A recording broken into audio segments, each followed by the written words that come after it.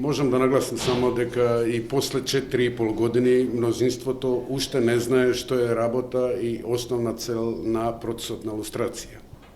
Според нивната последна изјава, дека целта на лустрацијата е да се дознае вистината за моралот, етиката и како они го изразија, и вредностите на одредени личности, тотално реков, после 4,5 години работа, уште не сватија што е основна цел на лустрацијата е.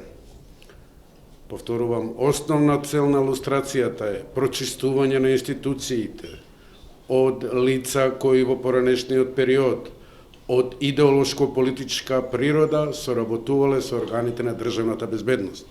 Кој им го дава тоа право да одлучуваат за нечи морал или за нечие владение во животот свој. Друго што морам да го напоменам, денеска ги отворив документите за личноста за која во последната седница донесовме одлука. Апсолутно, тврдам уште еднаш, апсолутно нема никаква соработка на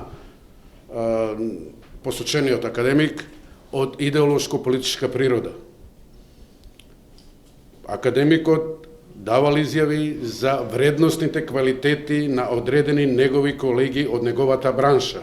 Денеска на седницата побарав известителот да ми даде барем една изјава на починатиот академик, каде што он, која е заснована на заснована на идеологија и негирање на некоја идеологија, не ми дадоа и не ми покажа ни една, нити сакаа да покажат. Дали не сакаа или уствари апсолутно тврдам дека нема, пошто тек сега ги прочитав тие документи.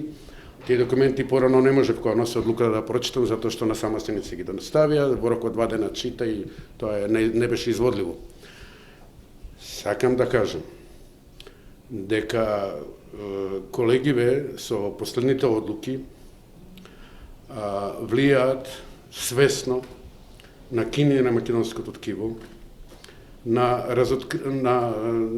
разнебитување на македонската нација и што уште полошо, тоа се лица кои делуваат од внатре.